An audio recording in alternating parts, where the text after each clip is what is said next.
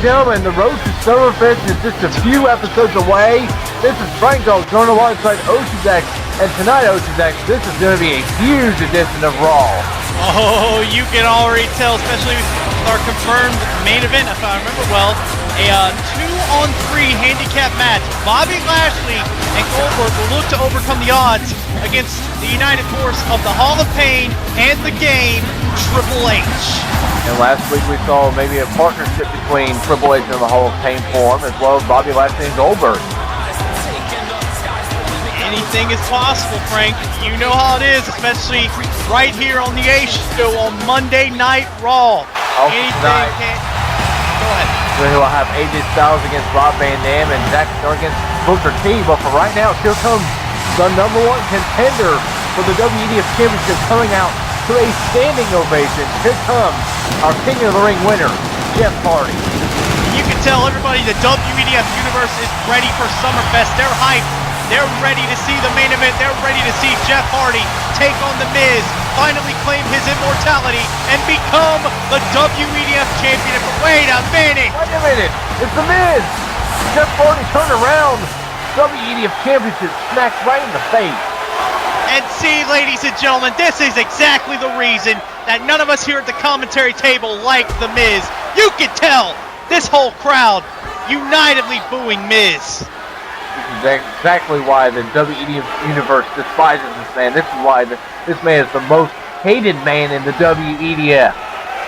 But for all those reasons that he's hated, for everything that he's done to WEDF, you can also say that he's the most feared man in the WEDF to an extent. Perhaps. But you see Jeff Hardy, though, no fear in his eyes, taking the fight right to The Miz, and this crowd is lighting up. You see Jeff Hardy, he remembers what happened last time The Miz attacked him. That was at Rebellion when Stone... was it Rebellion or...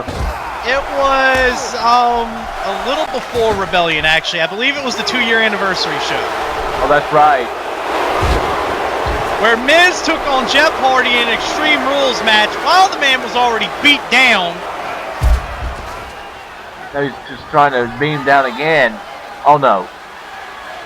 Trying to get one up over him. Oh, Jesus! The back of Hardy's neck just dropping right onto that barely padded concrete. Oh, this is bad, Frank. Jesus goodness! My goodness! A spear right through the barricade. And for those of you who are saying, oh my God, early on, you have a good reason to do so. Miz spearing Jeff Hardy right through the barricade. This is not looking good for Jeff Hardy's chances. Miz with the early pot shots. Miz trying to do anything he can to soften up Jeff Hardy before Summerfest. And I can tell you though, Frank. Oh no, my goodness. It's goodness! Not even 5 minutes into the show and The Miz is already trying to take out Jeff Hardy. It just took out the referee.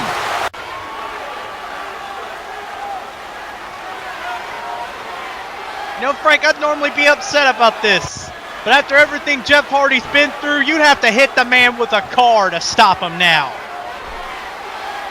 And I don't even think that'd be enough to stop him at that.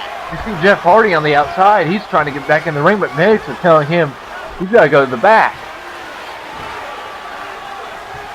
Look at this arrogant son of a bitch.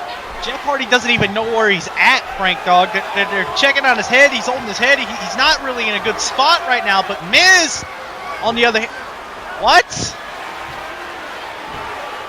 Miz TV. What?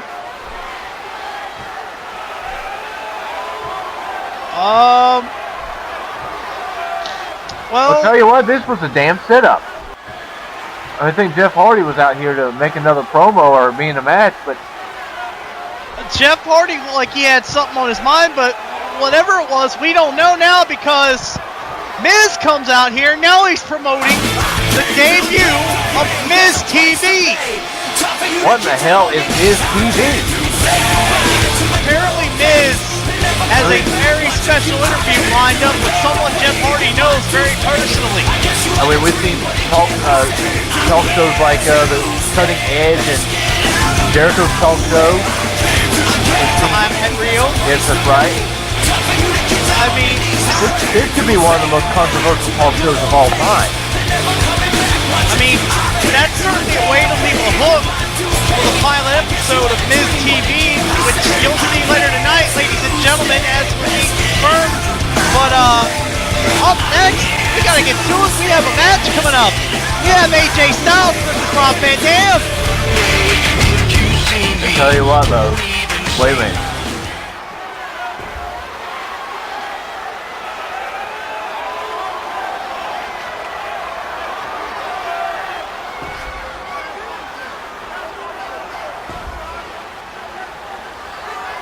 Oh, come on now. Well, I guess.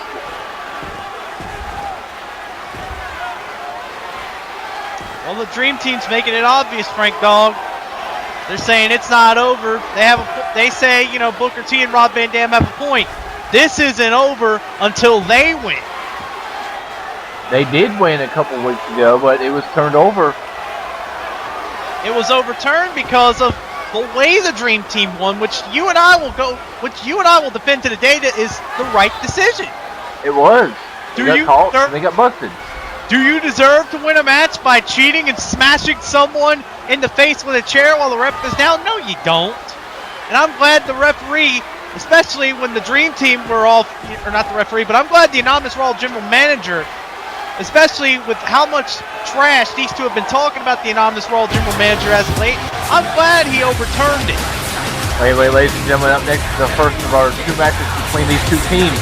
Rob Van Dam takes on AJ Styles. Up next, here on Raw. And that's certainly going to be one hell of a match to see, considering both of these men's statuses in the real world. And we have got it now from the upcoming SmackDown. That big time #1 contenders match between Cody Rhodes and Evan Bourne, and you'll be there on SmackDown. The Intercontinental Champion commentating on SmackDown. Well, that's certainly going to be an interesting sight to see now. That's right. And I believe Rob Van Dam and Evan Bourne are quite similar. So let's get talking about Rob Van Dam and how this man right here last season turned his career around when he decided to go the right way about doing things. Like he was kind of like AJ Styles was that star at one point. He was arrogant and thought he was better than everything. Well, you know, RVD also was embracing his very different lifestyle from that. It almost kind of like, in a way, CM Punk embraced the ways of straight edge and turned it into a militant stance with the straight edge society. RVD kind of did the same thing with the 420 society. Showcasing his love for marijuana. You could say it like that. But AJ Styles is very similar to what Cody Rhodes is on SmackDown. He's brash and arrogant and full of himself. But here's the difference between Cody Rhodes and AJ Styles.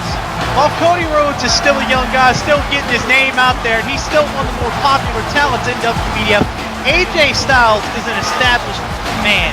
He's a man who could be anywhere on the card. He could be a main eventer, he could be opening, he could be whatever. This man has proven himself time and time again over the years. He is a multiple-time TNA World Heavyweight Champion, multiple-time NWA World Champion. Yeah, right, NWA World Champion. A former TNA X Division. This man is the epitome of what total non-stop action is all about. I believe he was one of TNA's Triple Crown winners as well. The first and only to date so far Grand Slam champion.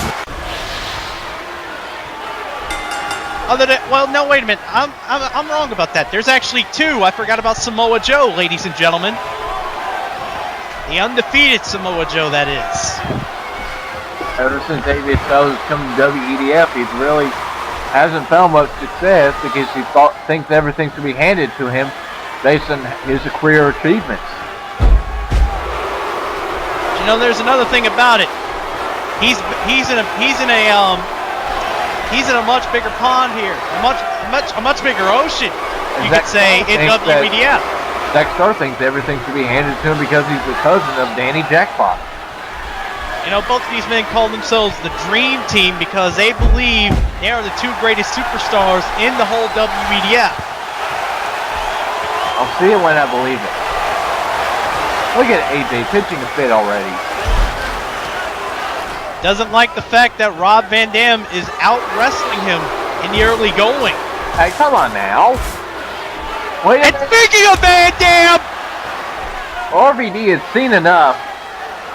and the other thing, It could have happened to a nicer guy.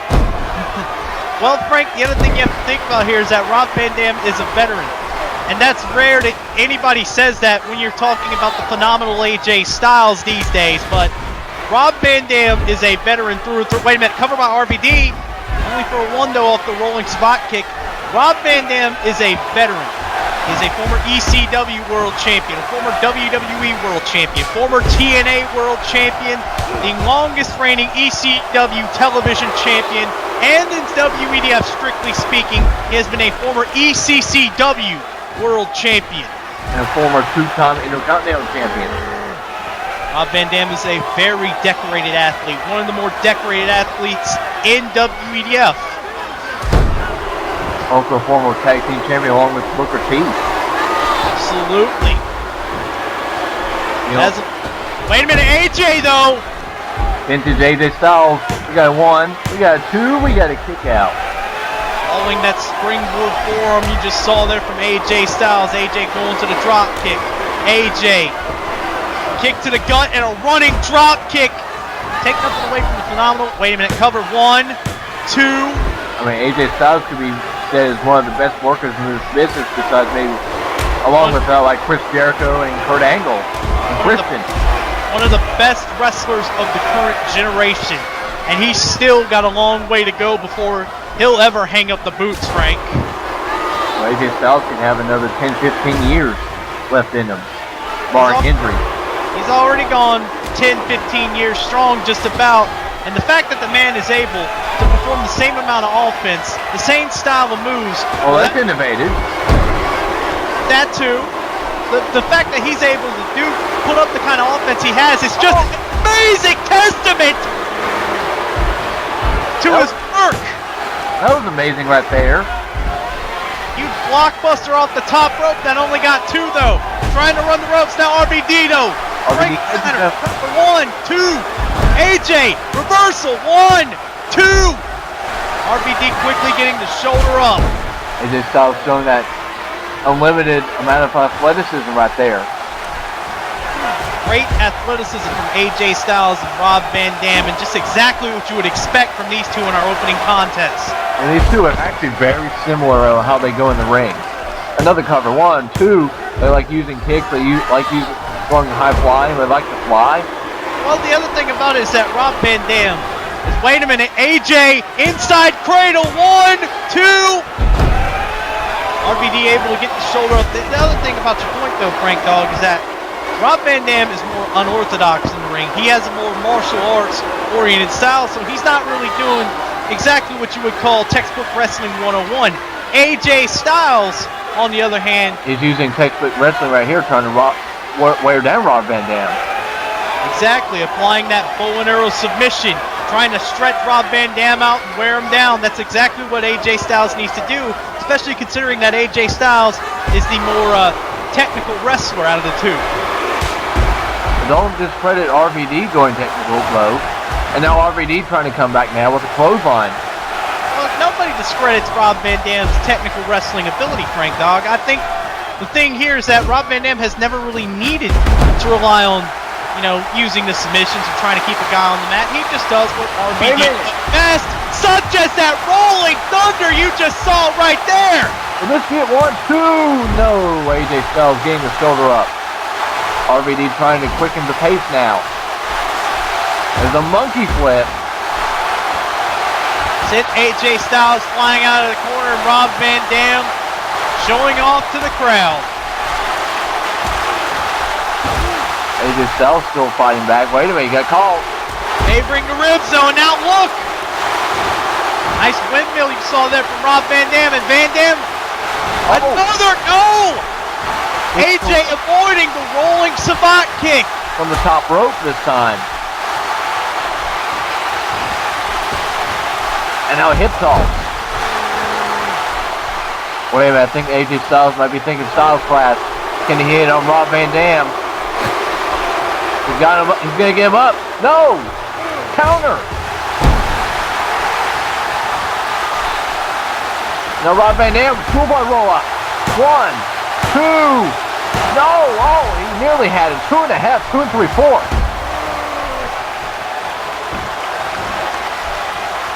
That was a close one. And now AJ Styles again. There's a low drop kick there.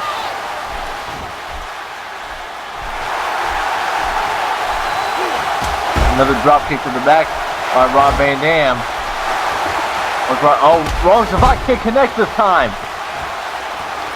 Van Dam into the quick cover. Got 1, got 2. Doesn't have 3 yet though. We got a kick out. Trying for that rolling, or that spin kick right there you just saw there. AJ Styles quickly getting out of the way of it though, but Rob Van Dam. On the mic, get a 1, we got 2, we got a kick out. Tell you what, this match has been downright unbelievable to kick off Raw. We're going back and forth, this back and forth action. Okay, Frank Carter, we get your point. Now, Rob Van Dam with the calf kick. Flying calf kick.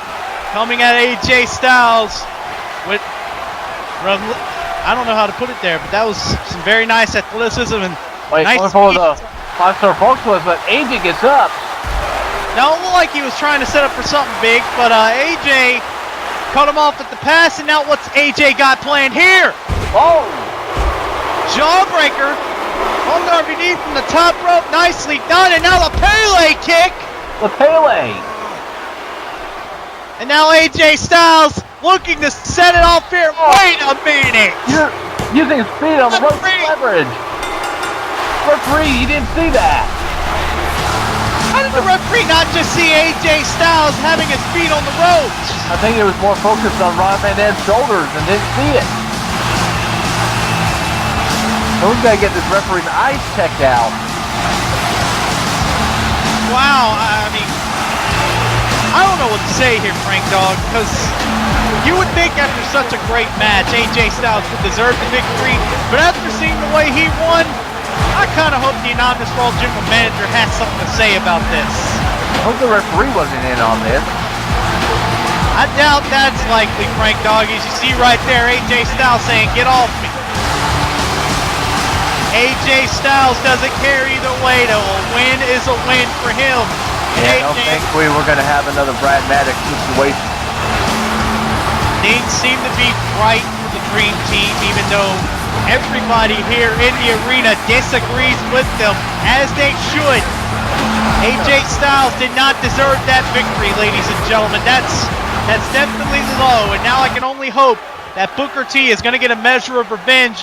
That way, we're not going to have to hear the Dream Team bragging very long. Well, AJ Styles is celebrating like he's won the World Cup, like the World Cup. Yeah, like he's won the World Series or the Super Bowl. That's cheated to win. Matt Eichel would probably say, "Oh, win's a win." That's exactly what I said there. Because according to AJ Styles, it doesn't matter how he wins, and there's a lot of people here who want to be fans of AJ Styles. But anyway, speaking of Matt Eichhorn, we have a big 6-man tag match that's set to take place up next. Christian Ted DiBiase and Samoa Joe against Team Layfield Inc. 3 members of Layfield Inc., the Secretary of Foreign Affairs, Drew McIntyre, Chief of Staff, Matt Eichhorn, and of course, its Chairman, John Bradshaw Layfield. Now, unlike AJ Styles, though, Frank Dog, we had to mention, unlike AJ Styles, where, you know, even despite AJ's work, he goes and takes the low road, cheats to win, doesn't matter what anybody has to say about it. This man you see right here, the Samoan submission machine, Samoa Joe, one of the best all-around athletes in the WEDF, has been undefeated since WrestleMania 2 and has not done anything screwy, has won every match legitimately, and has turned away all challengers the right way. Oh, last time we saw Samoa Joe lose a match, it was at No Way Out inside the Elimination Chamber. That's a long time ago. Yeah, that just goes to show you just how dominant Samoa Joe has been. It just seems like that match against Randy Orton really woke up the predatorial instincts of Samoa Joe, and it's just really turned like the Randy Orton, Edge, so many names. They've beaten JBL, Shelton Benjamin. We can't even make a list of just how many names have fallen to the Samoan submission machine. But speaking of the Samoan submission machine and doing things the right way, here comes the fortunate son, the Southern gentleman, Ted DiBiase. Here's a man that does things the right way too. He doesn't whine or complain. I mean, he has money, but he uses it in a way that someone like Alberto Del Rio doesn't, when Alberto Del Rio is trying to pay off the Hall of Fame. Play with JBL. Speaking of which, Ted DiBiase is a winner. Ted DiBiase will one day be a great champion in WEDF. And speaking of great champions currently in WEDF, look no further than our current United States champion, the Instant Classic, Captain Charisma himself, Christian. Christian has been a proud United States champion. He's defined what a true American is all about. The fun part about that is that Christian is actually Canadian, and now he resides in South Dakota. Still, he's like the complete opposite of JBL. He's a working class American. He was at rock bottom, but he fought and never gave up. And look at him now. He's the United States champion. He is definitely a Tim Tebow-like story of inspiration for those in the WEDF, those struggling, those who are at rock bottom, those who feel like they have nowhere left to go. It's Christian sanity. Instead of Linsanity, we got Christian sanity. Christian is an inspiration to all WEDF superstars. He never gave up. He fought all the way back to the top. He is now the United States champion and has been rolling strong ever since. And speaking of superstars just like AJ Styles, here's another man who is very similar to how the Dream Team composed themselves. Well, he's teamed up with the Dream Team before in an episode of United. That is correct. But the Sinister Scotsman, Drew McIntyre, a man who I've said many times before, he has the talent, he has the pedigree, he has everything it takes to succeed, and all these people in the WEDF universe see that. But the one thing that's holding Drew back from being a top player, from being a main eventer, is himself. There was no doubt about that. McIntyre's had some good matches with Christian and Randy Orton, notably. They just can't seem to get the job done. His arrogance gets the better of him. Because Drew McIntyre believes everything should be handed to him. He believes... Just because he was handpicked by Vince McMahon himself. That's right, because he believes he was the chosen one, because he believes he was chosen by fate, by Vince McMahon to be the future of the business. Here's a man that really wasn't chosen at all. Here goes Matt Eichhorn, who has gained a lot of arrogance due to his success. But Matt Eichhorn is kind of like Christian in a way. When it seemed like everything wasn't going his way, he fought back, he landed on Monday Night Raw, he became television champion, became United States champion. He was a story of success, but his story is also one that should be cautioned for future WEDF superstars. The man's ego has swelled up to the size of a hot air balloon, maybe even larger. Ego is no doubt ballooned. Even much more hateful for these fans who once supported him. Call them annoying and snobby and IWC. He believes these fans don't know what they want. He believes the fans turn on him when he didn't turn on them. He believes the fans truly don't know what they want. He believes the fans are insignificant to his success. He believes that his success is attributed to his skill and his skill alone. And here comes our true American hero, the wrestling god, JBL. How much do you want to throw up after saying that, Frank? I want to throw up so bad right now. And wait, what is going on here? JBL has a microphone.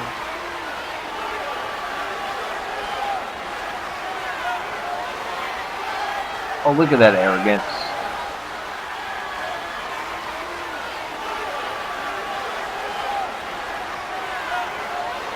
He's already calling it his United States Championship, despite not actually winning the damn thing.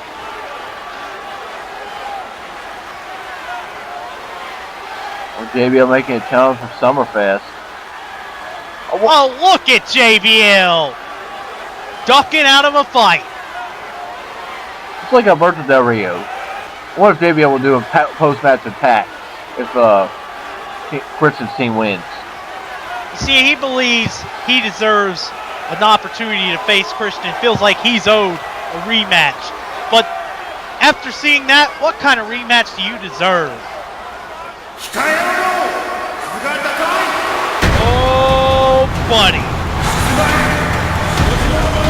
Frank? 360 pounds. That is Tensai, ladies and gentlemen, and that is no joke. JBL said he had a replacement. Now I think look how intimidating this man is. I think things just got a lot tougher for the team of Samoa Joe, Ted DiBiase, and Christian. We all saw what kind of fire Tensai came out with in his WEDF debut.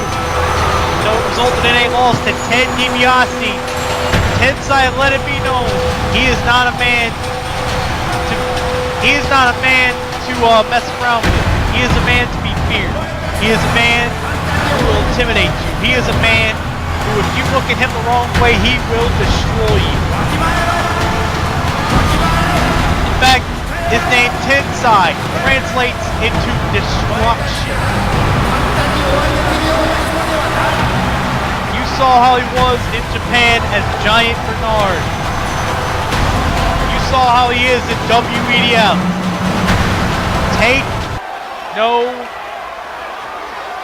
Make no mistake about it. That's what I should say. Make no mistake about it, ladies and gentlemen. Tensai will hurt you if he gets the chance. See Samoa Joe and Drew McIntyre opening this match off. McIntyre not backing down. Going toe-to-toe with Samoa Joe. With Samoa Joe is maybe the better striker between the two. Oh, wow. The other thing to think about is that, like I mentioned earlier, Samoa Joe is the second TNA Grand Slam champion in history, the other being AJ Styles. And we know just how dominant Samoa Joe has been this year. It doesn't matter if it's been a tag match or a singles match. Any match with Samoa Joe in it has not resulted in a loss for Samoa Joe. Ted DiBiase's in here with his longtime rival Drew McIntyre. To kind of fuel the whole Layfield Inc. versus Ted DiBiase rivalry. You know, DiBiase has been itching to get his hands on JBL. So I gotta imagine for DiBiase, that's gotta just wait a minute, cover from DiBiase with the Especially after what happened at King of the Ring. Look at Tensai in the ring. Still, the lack of JBL in this match has got to make Ted DiBiase's blood boil just a little bit, don't you think, Frank? Oh, there's no doubt about that. He's been wanting to get his hands on JBL forever, especially trying to seek revenge on him. And speaking of revenge, here's a man who has some business with Ted DiBiase, Matt Icorn. Oh yeah, there's no doubt about that. Anyway, another schoolboy roll. You can explain that backstory between these two. Wait a minute, another counter. Roll up. DiBiase countering the schoolboy into a roll up of his own. Icorn quickly throwing him off. You notice that after, I believe DiBiase's match with Tensai, Matt Icorn came out absolutely wrecked the man. Just as he's doing right now. I mean, for what reason, though? Oh! DiBiase called Icorn. Knowing JBL, there was a nice... Fucking Samoa Joe, but just gradually getting out of the way of that drop kick. I don't think that's more mocking. I think that's just more of, See, I know what you're talking about by saying there, Frank, because you and I both know how Samoa Joe usually casually walks out of the way of someone who does a springboard attack near him while he's standing up. That's just more of Matt Eichhorn avoiding a quick strike. Well, you see Christian and Matt Eichhorn now. These two have had a long history, along with Shelton Benjamin. And oh my goodness! Jesus! Huge Samoan drop there from Matt Eichhorn. Now quickly making the tag to the Japanese import, Tensai. The biggest man in this match. Biggest and strongest man in the match, some might say, although there is a certain Samoan submission machine who might have something to say about that strongest part. Who knows, maybe Eichhorn's stronger than Tensai. Now Christian, up to the second rope, using his speed to his advantage with that Tornado DDT. Notice in this match, Matt Eichhorn and Samoa Joe have yet to put their hands on each other. Matt Eichhorn saying that Samoa Joe fears him. What do you think about that? You know, I think of AJ Styles and John Morrison in a way, you know, where it's just AJ said he wasn't afraid of John Morrison. Then you notice in tag team matches where they're together, guess who's staying away from John Morrison when he's in the ring? AJ Styles. I think that's going to be the same story here, because you notice that anytime Samoa Joe has been near look at the teamwork. Look at the teamwork. Double DDT on a big man. That's a good way to knock him down. Nicely done from Ted DiBiase and Christian. DiBiase into the cover. Look at that huge leg. And speaking of disputing Tensai, oh my goodness, what the hell was that? The agility of this big man. See, ladies and gentlemen, everybody questions the athleticism of Tensai. There you go, right there, proof positive, just exactly how dangerous Tensai can be. That was dangerous.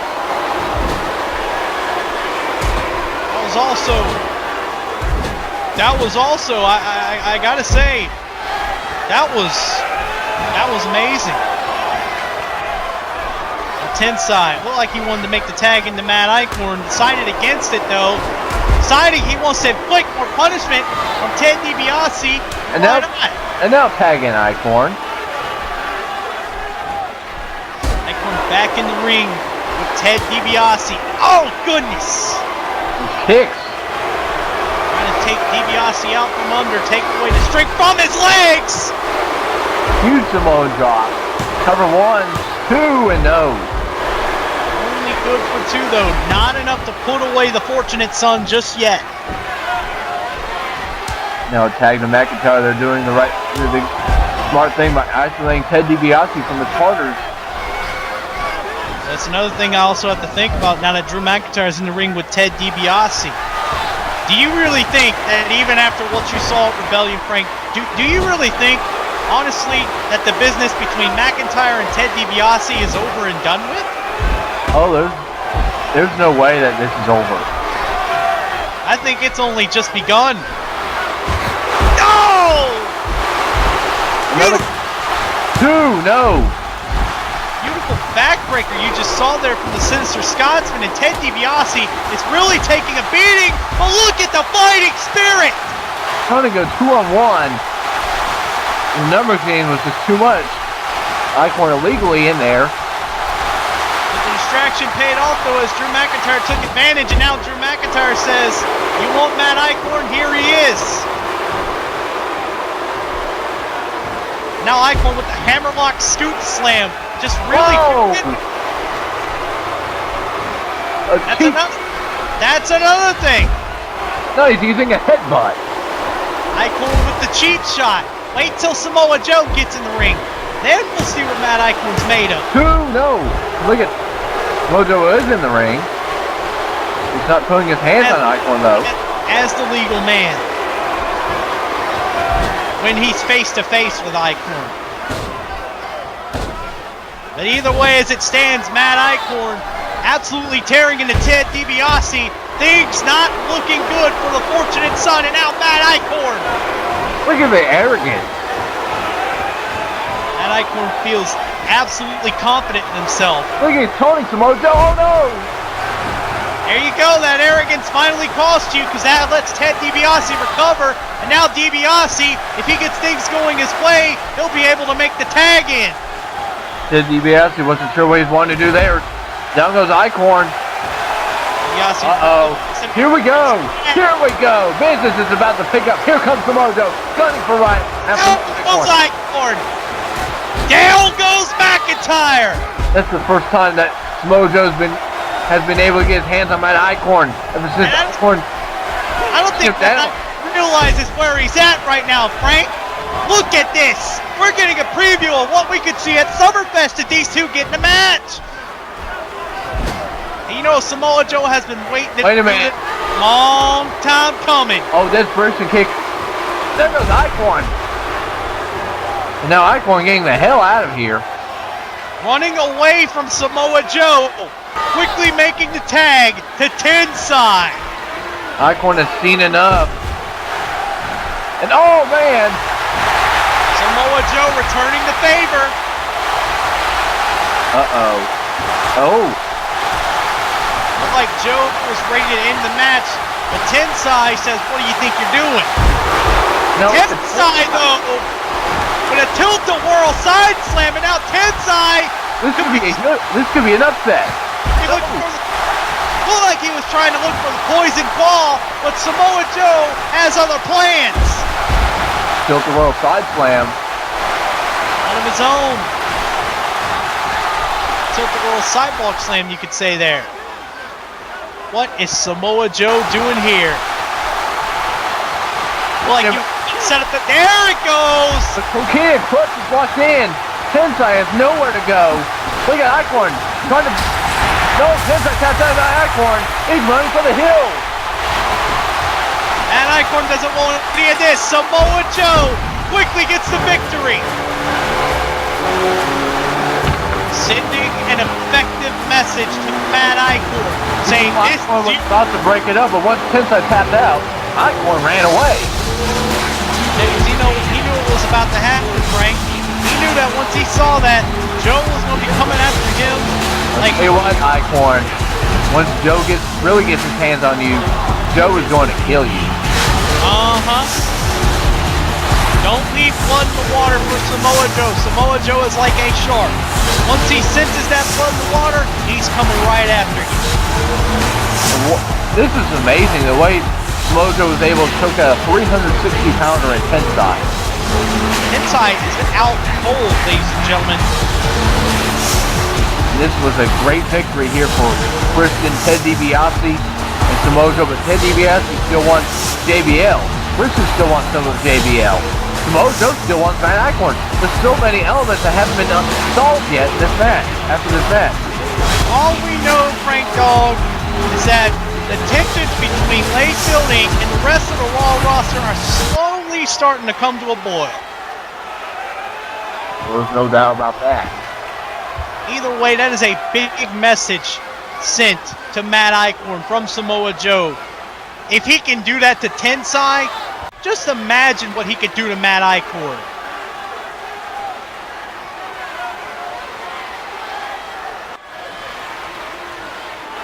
Speaking of that, look at Chris Jericho. Chris Jericho might be an example of why you might not want to wake up a sleeping giant. Oh, we saw what happened in King of the Ring. Jericho got himself a WND. You can still see the bruise on his face. And Jericho last week, ladies and gentlemen, when Matt Icorn faced the Big Show, he was responsible for Big Show losing there when Big Show actually should have won the match. Same thing happened on United with Chris Jericho and MVP. But anyway, up next, Booker T takes on Zack Stark, and Booker T regained momentum for his team.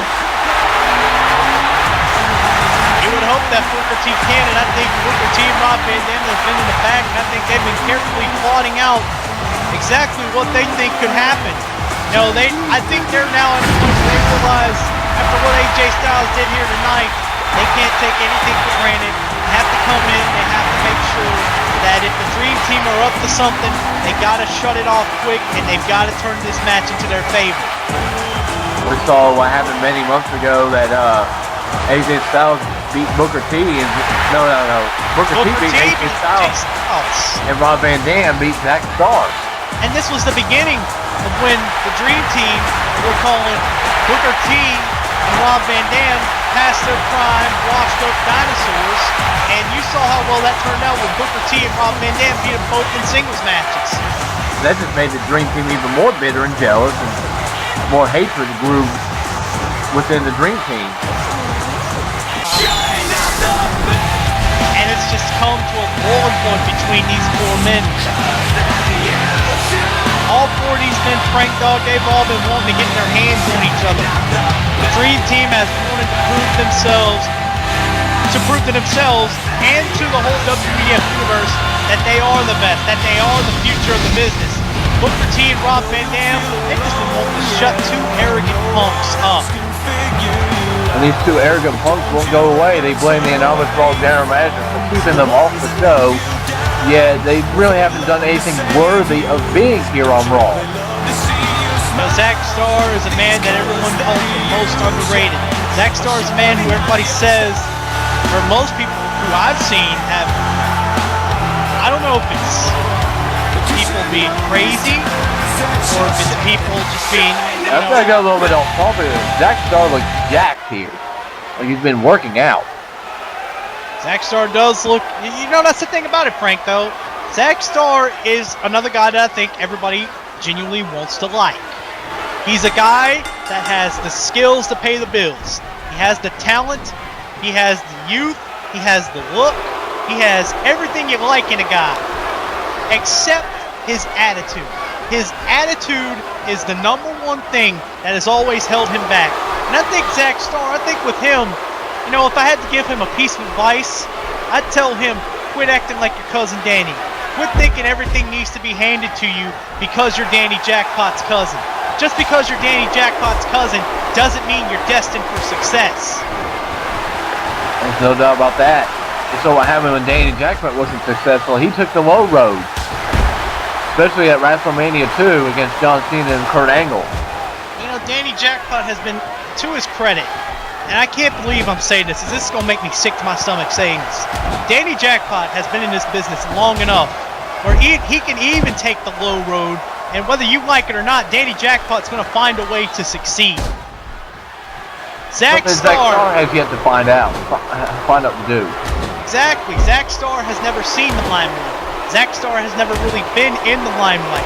The one time he worked for an opportunity was when he became the United States champion. Then after that, it all fell apart. And what has he been doing ever since then? Going absolutely nowhere. And that's why I don't get son of a bitch because he beat the world champion and became the United States champion. That's the thing I don't get about some of these people. They say Zack Starr, for this past year in Slammies, they say he's the most underrated superstar on the roster. Wait a minute, Zack Starr into the sunset flip. 2, they say he's the most underrated superstar on the roster. Yet what has Zack Starr really done to be, meriting any sort of credibility? Has he won any titles lately ever since season 1? No, he hasn't. What has Zack Starr done in the past season or in this season to merit anybody's attention? Absolutely nothing. He's tried to chase the Intercontinental Championship that you eventually won. I mean, I'm not trying to cut the man down or anything. And he tried to join Team Angle to maybe move up in his career. That went nowhere. I mean, of course, again, I'm not trying to cut Zack Starr down. He even joined forces with you and Matt Eichhorn at one point. That didn't go anywhere. Everything he's done, it just hasn't worked out. And this thing with AJ Styles, also, wait, side slam, 2, no. Well, the thing, though, that I think everybody needs to realize here, though, is I'm not trying to cut Zack Starr down. I'm not cutting down that he has the talent. The thing about Zack Starr that I think everybody needs to understand is that until he does something that proves himself as a top-level player, beautiful spring or vaulting crossbody splash you saw on the outside there, by the way, but until he does something that establishes himself, oh my goodness, as a top-tier player, he is nothing, and he does not deserve any attention from anybody until he does something that stands out forever. He hasn't had that defining moment of his career. Look at Zack Starr trying to get Booker T counted out here. You know Booker T dealt a lot with that when MVP was United States champion.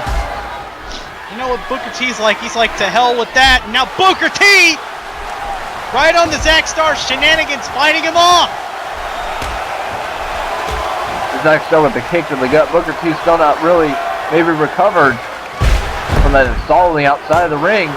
Like suplex. And again, we talk so much about Zack Starr. We also got to mention, you know, for everybody who gives praise to Zack Starr, I think really underrated here is Booker T. No doubt about that. Underrated his whole career. Nobody brings up the fact that the man's, you know, 6-time world champion, where even despite his slumps, Booker T is still an accomplished competitor. No one thought he would win King of the Ring last year. Wait a minute, Zack Starr though, applying a Boston Crab, but Booker T fighting it off. Booker T is in no man's land. He's got to find the ropes, otherwise he's gonna maybe have to tap out here. He's showing great ring presence and ring awareness. Booker T, former 6-time world champion, where even in his slumps, you still have to give credit to that. He is one of the more established competitors in WEDF. Not to mention, Booker T is not an easy man to take down. Zack Starr going for another submission. Zack Starr trying to get Booker T to tap out, now realizing he's gonna have to try to fight with him. Zack Starr into the dragon screw there. Zack Starr attacking the knee. Starr working those legs. That might be a wise strategy to eliminate scissor kick. The scissor kick and those high kicks that Booker T goes for. Take out a lot of his athleticism. Limit Booker T's movement. That's definitely a good, sound strategy for Zack Starr.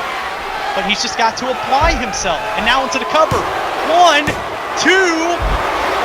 How many times that Booker T kicks out gets to Zack Starr's head and frustrates him, do you think?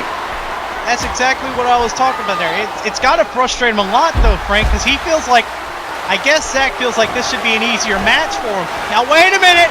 Look at this. Double star leg drop. Double star leg drop you saw there from Zack Starr. And now Starr dragging Booker T to the middle of the ring into the cover. There's a kick out there. Another near fall. That's the thing, though. It's eating Zack Starr way up that he can't finish off this dinosaur. And again, it's just going to prove exactly what I said here. Nobody gives Booker T a chance. He's still in this. He has not yet lost the battle. But Zack Starr continues the sound, methodical strategy of working away at Booker T's legs. Booker T, following that impressive kick there shows he's not dead yet. And now Starr from behind with the drop kick. Booker T, a little dazed from it, trying to run at him.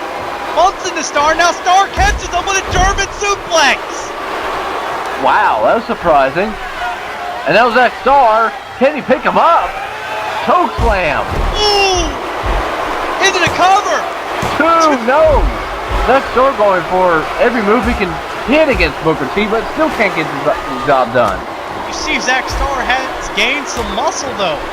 We all know Zack Starr has gained some muscle over the past few months, and Zack Starr, I'm still surprised that he can do a choke slam just as cleanly as that.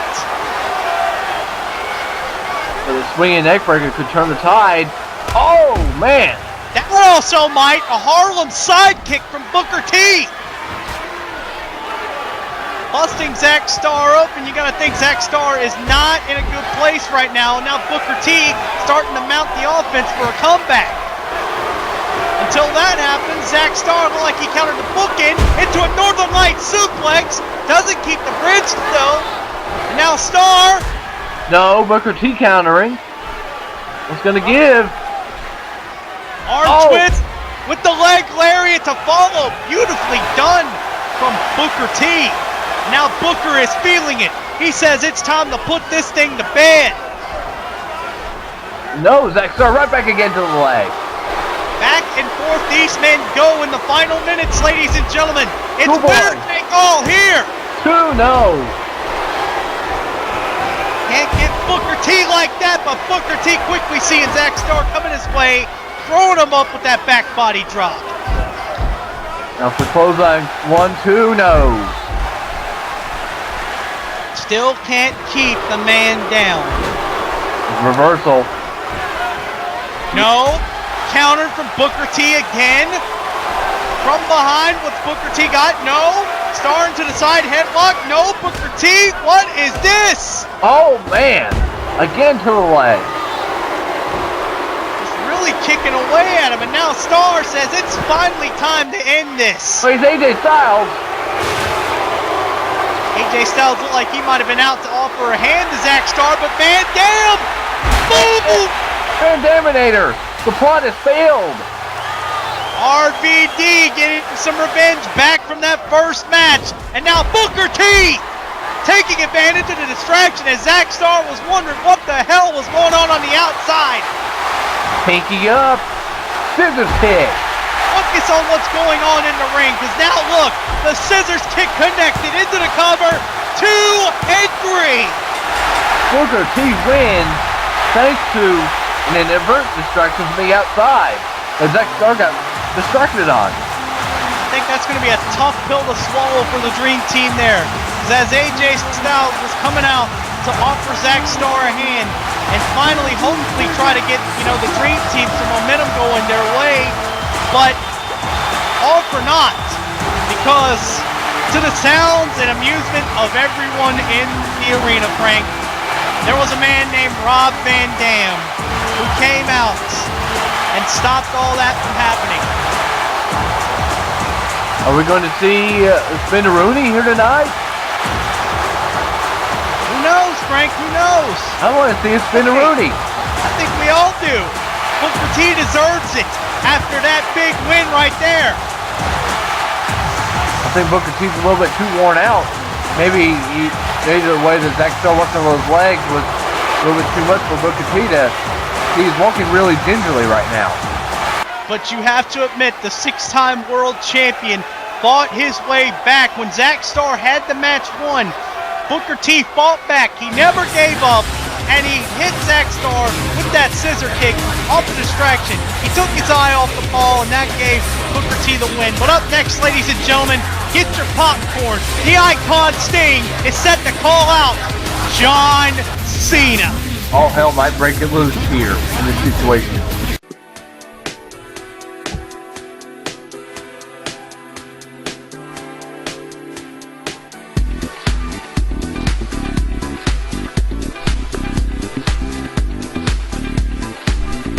Going to butt rooms. The butt rooms. Join the WEDF butts right now. We're back on Raw, ladies and gentlemen. Here we go. You see this man? He's just been a big talking point in the WEDF universe as of late. At least when it comes to this whole fiasco between R-Truth and John Cena. And even then, even as we've seen the whole story unfold, I think all of us are still wondering, what the hell is Sting on about? And how is Sting feeling after being attacked by John Cena twice? And even though it's inadvertent, maybe Sting, you have to wonder, Frank, if you're in Sting's position, do you honestly think John Cena, there might be some sort of, reasonable doubt that Cena is doing this on purpose? I have no idea what's going through anyone's mind right now. And who is this force that Sting keeps talking about? It's really gotten in John Cena's head. R-Truth is giving John Cena hell. What's going through John Cena's mind? He's conflicted. He's become conflicted. And this whole situation has all contributed to one key factor that I think everybody misses. So far in WEDF, this has been the worst season of John Cena's career.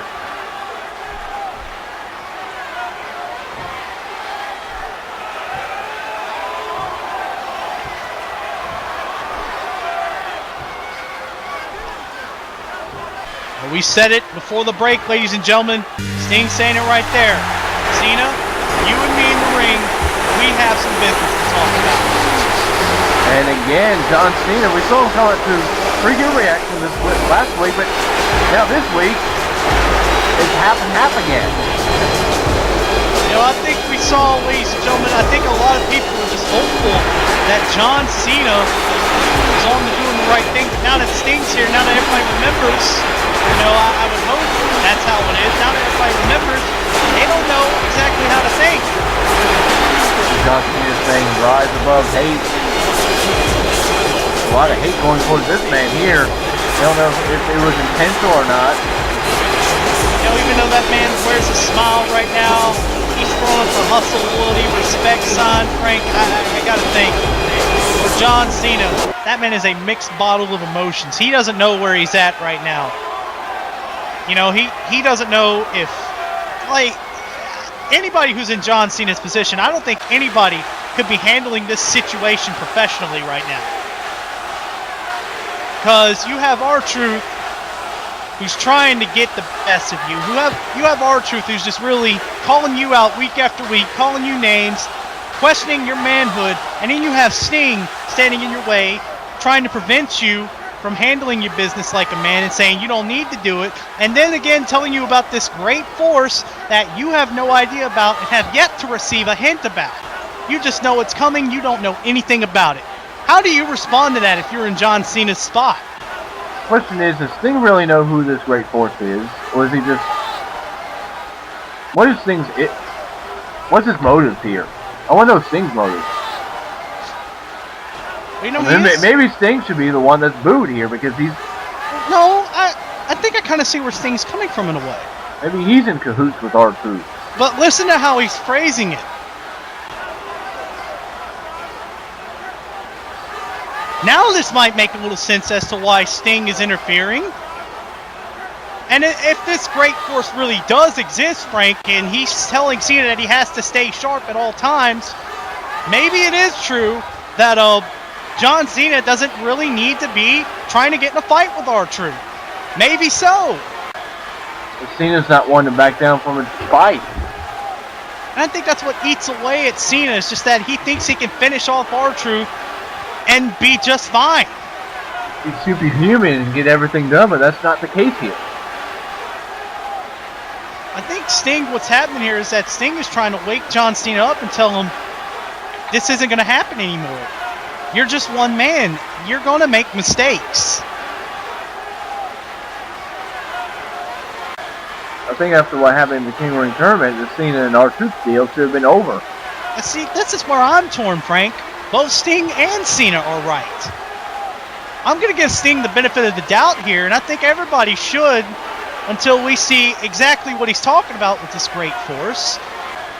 But I also have to agree with Cena. You know, you have somebody calling you out. You have somebody who legitimately wants to fight you and expose you and call you out every week, and you don't have the fair chance to get in the ring and fight with him. Oh, look at this. Look at him with his smile on his face. Like, R-Truth exactly likes what he's seeing here.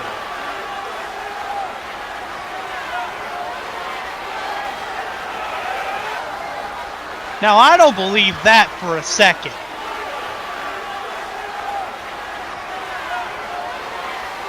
Now, Frank, you and I both might question exactly what's going on in the minds of Sting and the minds of John Cena, but I think there's no disputing that R-Truth is off his rocker. Man's crazy. I mean, you and I can both tell that there's no absolute way that anything R-Truth says should be taken as the whole truth. He's sitting there acting like John Cena attacked Sting on purpose.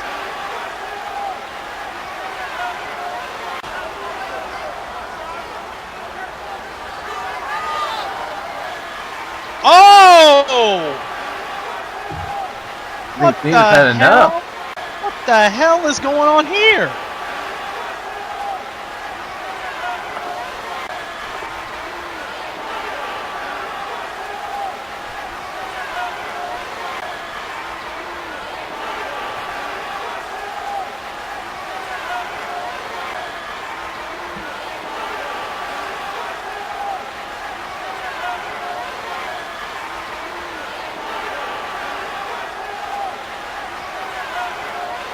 Uh-oh.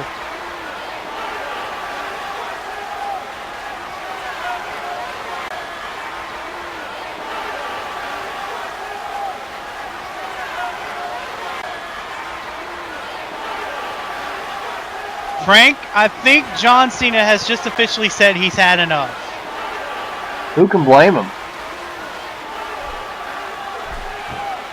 John Cena has just finally said, look, you're leaving me... Oh, buddy. Frank, did you see the look of intensity that John Cena had right there with Sting? I saw that. I think there's somebody who John Cena might want to get in the ring with, because you know that kind of look John Cena gives people when he wants to get in the ring with them and fight them. You know that kind of look. That man's he's staring at is retired. He might be, but I don't think John Cena cares, to be honest with you. I would love to see that match take place. I think there's a lot of people who would. Even as it stands, we still have more questions than we do answers. But coming up next, we have our big main event, ladies and gentlemen. Triple H in the Hall of Pain, or wait a minute. A deal?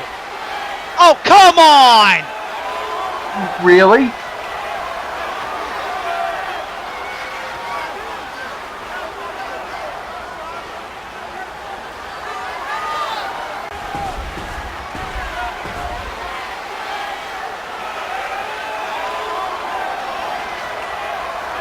Really? Whoa. Triple H is basically selling his soul to the devil here. Oh, he's already done that, Frank. This is just Triple H. This is just Triple H doing anything and everything it takes to get Bobby Lashley out of his life. But instead of trying to do it himself, trying to, you know, at least have a shred of decency about it. I don't know. Either way, I'm just still at a loss for words out of what we saw earlier with John Cena, Truth, and Sting. To sum it up real quick before we move on, I believe this reminds me of the time where Sting declared himself as a free agent in WCW. Perhaps John Cena may have just done the same thing here tonight. I still don't know what to make of this situation, but John Cena looks like he's become a loner. He doesn't care what anyone thinks anymore. I don't think he's necessarily turned the backs of anybody, but what you said there, just John Cena said, I'm looking out for me. But as it stands, we have two big grudges colliding in our big main event, ladies and gentlemen. This man you see right here, two-time world champion in WEDF, Bill Goldberg, a man who very considerably has some business to be settled with the Hall of Pain. No doubt about that. We saw last week. But the odds aren't in Goldberg's and Bobby Lashley's favor, and who knows, this team could maybe implode because of the past history between Bobby Lashley and Goldberg. You know these two men have had egos. Absolutely, but the thing about it though, Frank, is that they both changed from that time. And odds are nothing to Bobby Lashley and Goldberg. Let me explain why, at least in the heart of Goldberg. Goldberg is a man who has faced bigger, tougher opponents. He has faced men like Abyss and The Undertaker, and he has taken them to their very limits. He was the first man to beat them. Exactly. He has still been able to walk away scot-free, fully intact, ready to go the next day. But with The Undertaker, he did have to take some time off to recover. But that just still goes to show you, you know, just what kind of strength Goldberg has. And Bobby Lashley, the exact same way. You know he is, Frank. You know the kind of strength Bobby Lashley possesses. No, there's no doubt about that. Bobby Lashley is a human freak of nature. We all saw last week that partnership did come up between Bobby Lashley and Goldberg. Goldberg confronted the Hall of Pain after Mark Henry was complaining about his loss to Jeff Hardy. Goldberg said, "You lost, get over it, big deal." Looked like things were about to explode into a fight, but Bobby Lashley was quickly there to make the save. Then they were encountered by this man. A man who both Goldberg and man Bobby Lashley have history with. Oh, there's no doubt about that. Goldberg and Triple H fought many years ago over the World Heavyweight Championship. Back then, Triple H was at a deadly part of one of the most dangerous groups in history, Evolution. We've seen the evolution of Triple H this season. Triple H has decided he's going back to his old roots. Triple H has decided screw what the fans think. Screw what everybody else thinks. I'm Triple H. I'm the game. Over the years I have grown soft. No more. We saw along with the whole DX shenanigans. Then we saw Triple H's true colors, especially when he hit his former Evolution partner and best friend Ric Flair with the pedigree and the arbitration with Bobby Lashley. That was cold. Triple H has been cold ever since he was eliminated from that six-pack challenge at Lashing Back. Bobby Lashley eliminated him, and then Triple H responded by clubbing the man with a sledgehammer, and ever since then, Triple H has not been content with Bobby Lashley. It's almost like he's possessed. And here comes the Hall of Pain that have already put in a lot of destruction on SmackDown. Now they're ready to inflict even more destruction here on Raw. I mean, what was going through Del Rio's mind paying these two men off to destroy Kurt Angle, who had no part in this? Very, very simple. He wanted someone, I guess, in the mind of Alberto Del Rio, he wanted someone He faked the flu. He faked the flu just like JBL did. Still, Alberto Del Rio, I don't know whether to say, that was cold of him or that was smart of him. It's cold because, again, it's Alberto Del Rio backing out from a fight and hiring two of the most dangerous men in WEDF, two men responsible for the long absence of the Monster Abyss. But even then, is it also smart? Because, Frank, let's be honest, who in the world is going to stop Mark Henry and Ezekiel Jackson from doing whatever the hell they want when they're both pissed off at the outcome of how King of the Ring went for Mark Henry? Really, no one on this roster, maybe. But there's two men in this ring, in this match, that can maybe do something about it. Bobby Lashley and Goldberg. As it stands, history of 2003 colliding as Goldberg and Triple H are starting off the match. The strength. Goldberg shoving away Triple H. And like I was gonna try to say, we were off on our little tangents about Bobby Lashley, or Mark Henry being upset about the outcome of how his King of the Ring went, how his night at King of the Ring went. Triple H, we all saw how he lost to Bobby Lashley in their long-awaited outcome, in their long-awaited match, and the outcome wasn't in Triple H's favor. How does Triple H respond? He clubs the man with a sledgehammer. This is why they call Triple H the Destroyer. The cerebral assassin. The King of Kings. The Game. One of the most dangerous men in professional wrestling history. See, Goldberg overpowering Triple H with that back body drop. Goldberg is the same man who took out Evolution in one match with a sledgehammer in the World Heavyweight Championship match, I believe, at Survivor Series. That does show you just how strong Goldberg is. And now, speaking of business, I don't know why Bobby Lashley is deciding to get in the ring with Triple H here. Not that I have a problem with it, because of course Lashley's a competitor. But I mean, let's think about something here, Frank. Maybe what I should try to say is, what reason does Bobby Lashley have to take a rematch with Triple H? There's no really reason at all. He's being fair and square. I think Bobby Lashley wants to take revenge based on that sledgehammer attack. Maybe it's just more of, let me do the same thing to you. I already beat you in a match. I have nothing left to prove to you. Uh-oh. Here comes two big bulls about to face-off. I think Mark Henry's saying, now let's see you try to beat up on me. You know how, just how much, oh my goodness! You know just how much trash Mark Henry talks in the ring. You can hear him all the way from here. Oh, wow, what a clothesline. That's going down Zeke Jackson. I think Zeke was trying to... There goes Mark Henry. Wow! Look at this! Good slamming the 400-pounder. Lashley was feeling it, playing to the crowd, but Mark Henry not having any of it.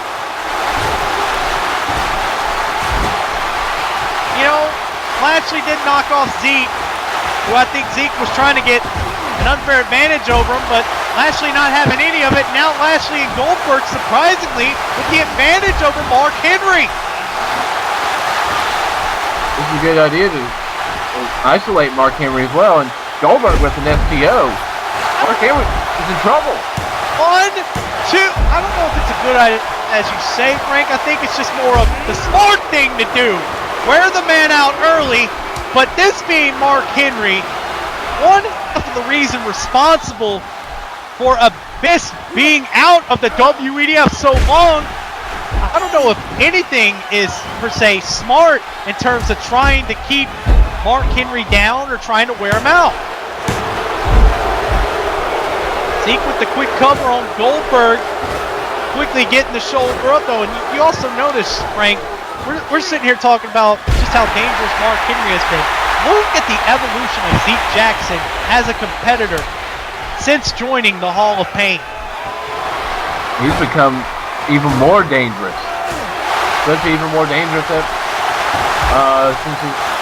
even more dangerous than when he was ECCW champion. Look at Lashley. Look at the ease he's lifting Zeke Jackson up. Now Zeke really hasn't seen a lot of success, but wait a minute. Ezekiel Jackson, oh, this is trouble with that delayed vertical suplex. I think Bobby Lashley was able to do it with one hand for just a split second. He held him up with one hand, but then he sent him down with two. Now the tag into Goldberg. You see Lashley and Goldberg, they're having to play smart. They have to work together. They have to keep making constant tags. Keep the tempo on their side. Control the match. You will take away the number game advantage. Oh, look at what Goldberg doing. Another coup slam. You know, Frank, I think they're both kind of trying you. Yeah! I know the reason they're doing this. Two. You know Zeke Jackson's known for those coup slams. Absolutely. And he's able to do them with ease and in succession many times. And I think Goldberg and Bobby Lashley are saying, here, we can do this too. But Zeke turning the momentum into their favor after having that little bit of fun there. Now things quickly getting back to business as Triple H steps in the ring with Goldberg. Goldberg still strong as ever. Goldberg still looks like he hasn't lost a step, hasn't skipped a beat. Looks like he's still sharp as ever. Now tagging in Bobby Lashley, and here we go again. The two gunslingers in the ring. No love lost here. Just throwing jabs back and forth, both men go. And now Lashley loving Triple H with that big clothesline, forearm clothesline you saw there. Now Lashley lifting him up, doing the same thing he did to Zeke. One hand again. I think Goldberg was impressed there. I think Goldberg and Lashley, you talked about how Lashley and Goldberg might not be on the same page. I highly doubt that's the case now, huh, Frank? Oh, that's true. I mean, these two could be considered a dream team. I see what you did there. Well, Mark Henry's in the ring. Oh, Lashley's got clubbed. That's a way to turn the momentum around, though, for Triple H. As now look. Strongest man in the world is in the ring. Using his power, that backbreaker there. The man calls himself the world's strongest monster. And again, that's not hard to see because this past season, especially toward the tail end of last season, Mark Henry has looked like a monster without limits. We saw what he did, that we saw no other man could do to Abyss at WrestleMania, being a first blood match. I mean, I really shouldn't be saying this, but to Mark Henry's credit, though, you can't take it away from him. He has looked like he's just made a bully. He's looked like a man with no error. Wait a minute, though. Triple H looking for the pedigree. No, Lashley countering with the Samoan drop. But really, Mark. Get to Goldberg. Where's Goldberg at? Goldberg is down. I think Goldberg's looked like he wants to get a piece of Ezekiel Jackson. Goldberg trying to take a breather, saying, hang on, Lashley, let me recover for a bit, then I'll be right with you. But that's going to cost him the momentum, because look what Triple H is doing now with that. Oh, my goodness! Lashley was expecting Goldberg there. Thought maybe he walked out on him, maybe. No, I think Lashley was trying to look for the tag. But Goldberg's like, give me a minute, and I think Lashley saw he wasn't ready, and now Lashley's like, shit, what do I do? Now Zeke Jackson with a scoop slam. Because you do remember, Frank, Lashley is still very young in the world of professional wrestling. Another scoop slam. Now Zeke's like, you want to do scoop slams? Let me show you how it's done. I think that made Zeke mad when that happened to him. Zeke's like, let me show you how it's done. He does not like being one-upped at his own game. I can imagine why when he's got a man like Mark Henry in his corner. But Lashley! You see, Lashley's actually busted open from Triple H. I wonder if Triple H actually had a blade in there that busted Lashley open when he did that face buster. Well, actually, I think, Triple H hit him so hard that Lashley just... You know how the knee works. I think he smashed him pretty hard, and it just grazed Bobby Lashley open, and now he's wearing the proverbial crimson mask. The more blood he loses strength to compete still in this match. That's very, very advantageous for the Hall of Fame and Triple H. As Zeke almost had Lashley off that clothesline. Now tag to the game. The evolution of Zeke Jackson cannot be denied as a competitor, but now Triple H in the ring again, and I think Triple H says it's time to finish it. Going for the pedigree again, got the arms hooked, Goldberg hangs on this time. Goldberg hangs on this time. Goldberg calling for the tag. Lashley needs to make a tag, but no. Goldberg quickly dropping off the apron, and it looked like Mark Henry, I think he sensed Mark Henry probably about to take him from behind, and Goldberg decides, maybe I might want to ward him off. And so he does, and now Bobby Lashley makes the tag, and Goldberg, the fresh man in! Down goes Triple H, down goes, no, Zeke! Oh, man. Wow! I never thought I would say this, but that's just great ring awareness from the personification of domination. The least likely man, really, in my opinion, Frank, who I think I'd be saying that for. But that's still trying to fight back. That still is just a testament to the evolution of Zeke Jackson as a competitor. But in the meantime, Bill Goldberg doesn't care how dangerous the Hall of Fame are or how dangerous Triple H is. He's still wanting to go and fight him off. Goldberg not caring if he has to go through. Wait, jackhammer, no! No! Didn't really look like he had the hook for it, though. Didn't really pull him in, so that was kind of a weak setup. But either way, Goldberg again countering the pedigree. Almost going for like a shell shock type maneuver. Now wait a minute, Triple H back up to his feet. Goldberg and Triple H slugging again, and now Triple H taking advantage. No, Goldberg with the counter. Nicely done with that backbreaker. Two hard right hands. Triple H with a hard right hand.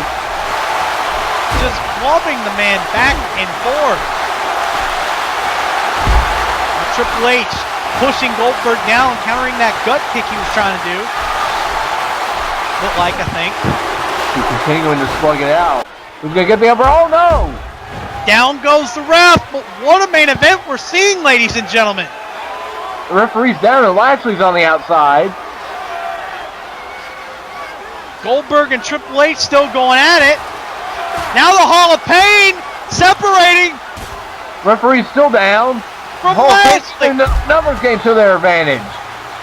Throwing Lashley right into those steel steps. Now you see the plan coming into full effect, Frank. Oh no, he's got the steel steps. Oh, that's got to be illegal in the words of Don West. That does have to be illegal, but it doesn't matter either way it goes. No. Oh, Jesus! We just fixed that barricade, too! You have to get a carpenter out here, or, We're going to have to get some reinforced steel here, Frank, at this rate. Goldberg trying to fight Triple H. Referee's back, though. He's called this match. He's thrown away this match. I think he sees what's happening on the outside, and I think he sees what's happening in it. He can't keep a control on this match, so he's having to throw this one out. Look at the numbers game. They're trying to take out Goldberg now. I see what's happening. You scratch our back, we'll scratch yours. Triple H being instrumental in this 3-on-1 assault against Goldberg. Oh my! Lashley is out cold on the outside. There's absolutely nobody who can stop these three. Who's gonna stop them? I don't think anyone is. Now, Ezekiel Jackson with the book of Ezekiel. This is a downright mugging. This is a mugging. You said it best, and now the world's strongest slam. Oh, no. Oh my goodness, got him right there. Mark Henry says, move aside. I'll get him. Just stomping away. Oh, Jesus. Goldberg's leg has got to be shattered. His ribs have got to be broken. And Mark Henry's not done. And one more for effect. World's strongest slam. And I believe that we might have seen Goldberg be inducted in the Hall of Fame once again, but this time it might be for good.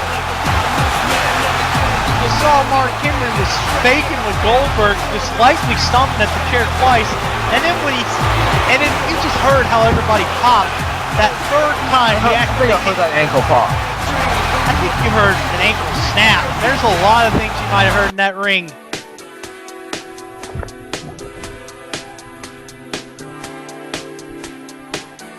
So join the WEDF Butt Room. The only place where you can receive butts and news from WEDF and more butts. Do it now!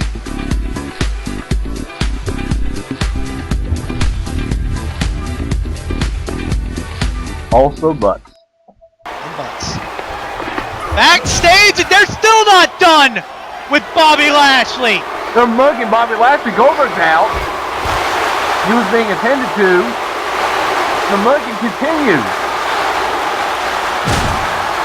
Now, just when Bobby Lashley was trying to get to his feet, the Hall of Pain and Triple H quickly got on him and dragged him to the back. This is downright disturbing. We'll scratch your back, we'll scratch yours. You scratch our backs, we'll scratch yours. That's exactly what's happening here! Goodness. Just knocked the man out cold. Lashley, I think, could be seriously injured here. Well, there's no doubt about that. I don't know if he's been inducted into the Hall of Pain, but the damage has been done.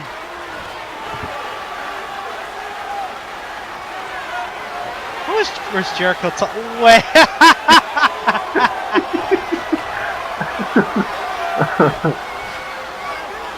Oh, I don't think Jericho knows what's going on the outside of that room. You know, I agree with Big Show. What a knucklehead. Why would you even leave the door open if you're talking about that kind of business? Now Big Show knows that somebody is coming his way. What a knucklehead. You thought Big Show was a knucklehead. That's a gigantic... That's the grade A definition of knucklehead we just saw there. That was blunderhead right there. That was a very big mistake made by Chris Jericho. But either way, Frank Dog, you know what time it is. It's time for the greatest talk show of the evening, hosted by yours truly, the baddest man in WEDF, the WEDF Jeffy Hootie Doo. It's TV. You can tell that sarcasm there. I can tell you need to go find the nearest trash can. I need to vomit so bad. That was a lot of word vomit that just came out of my mouth, so... I'm drooling it right now. I think you better slide over a little bit more. Yeah, I'm already way ahead of you. Either way. Look at him stroking that WEDF championship like he's earned it. WEDF title would be disgraced, just as I was getting used to not seeing the spinner and loving the sight of it. Nothing against it. I just personally like the old belt better.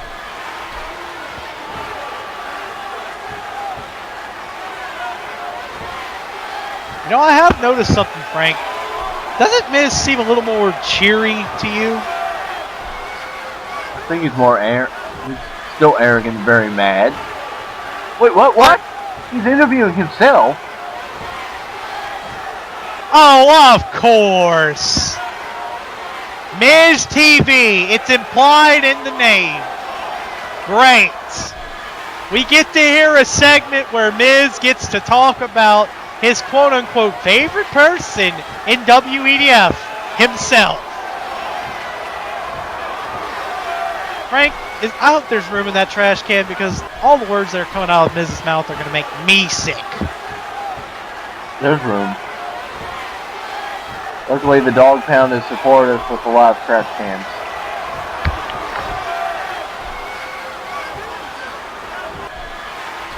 Oh, come on now.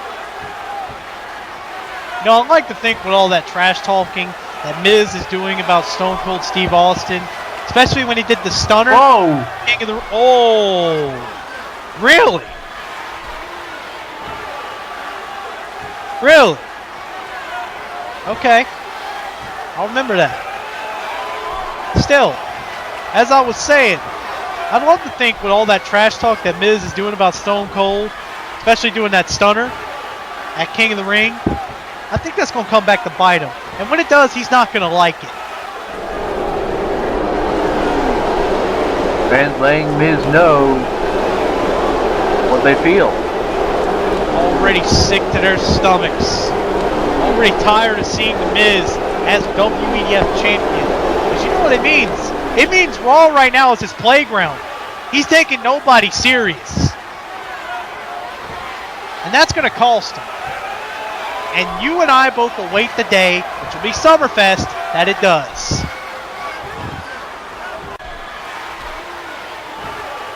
Yeah, because you tagged yourself in, Miz.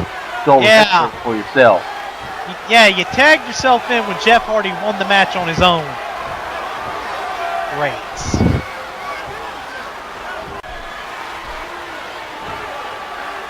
Oh, here we go.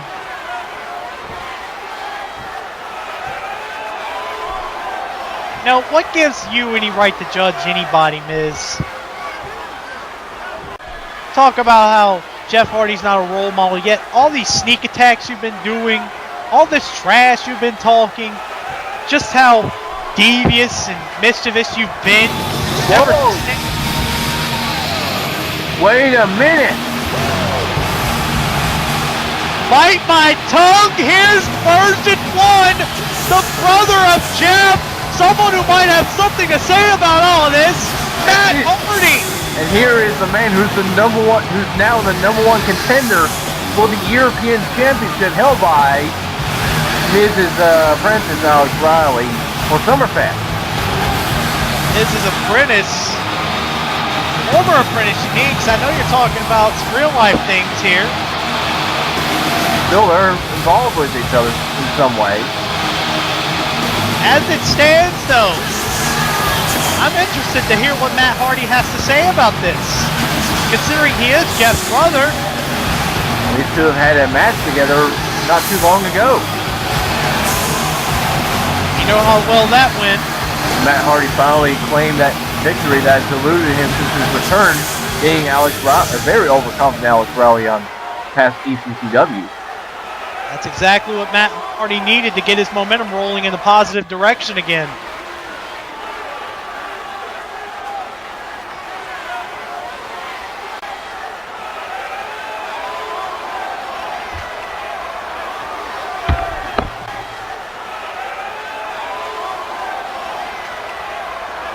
Oh!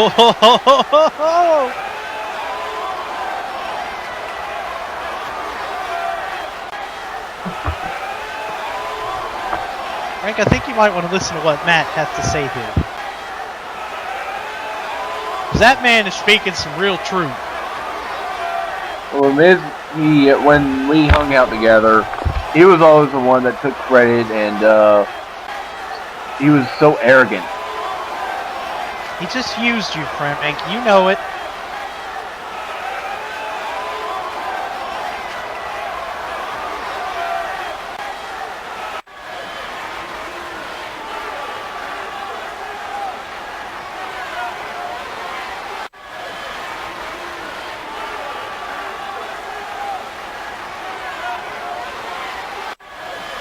Oh, wow. That is a diss. See what I mean? Miz has absolutely no respect for anybody. See? That's what Matt Hardy was bringing up here. Long ago, Miz was WEDF champion. He was as arrogant and stuck up and snobbish as he is now. You know how that turned out? He lost the damn belt to somebody who worked hard to earn it.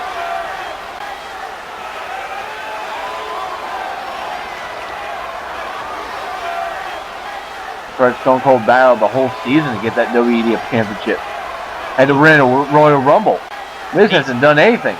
All he did was gave the backhand Vince McMahon, winning a #1 contenders match against John Morrison in the last chance match at Survivor Series.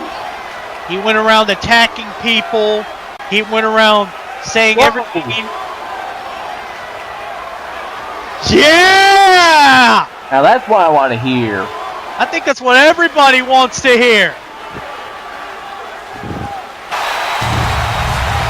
Whoa, wait a minute! Can it be? I think things are just about to get a little sweeter. Here we go, Frank. Where is he? Oh no! Oh, come on! Now I see what this was. This was a damn setup. Miz trying to strike his prey, but his prey is fighting back. Matt Hardy with the side effect. Matt Hardy not gonna lay down. You know how it is with Miz. These people are starting to fight back against him. They've all just said they've had enough of these sneak attacks with him. No.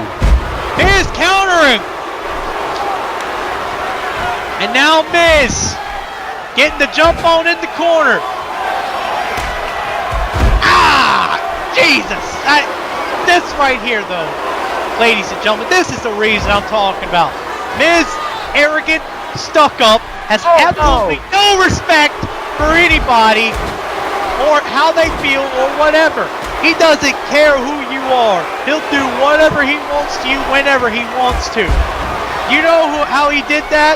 When he was WEDF champion, you were around following him, being his #1 fanboy, Frank Dogg. You know how that turned out for him? He lost at WrestleMania. Even with my help. And you see now though, Miz has what the Jesus skull-crushing finale. You see though, even if he's attacking Matt Hardy and beating up a defenseless man, Miz has got to get something through his head. Frank, do the honors, amigo. Stop right there, Miz. I see that a normal match between you and Jeff Hardy just won't cut it. So I've decided to amp things up by adding a very special stipulation. You've had your fun this week, But next week won't be so fun for you. Remember that. Miz, if you don't learn quick, it's going to be another case of deja vu at Summerfest. But that's big news. I'm Ocean Jax for Frank Dog. We'll see you soon. Good night.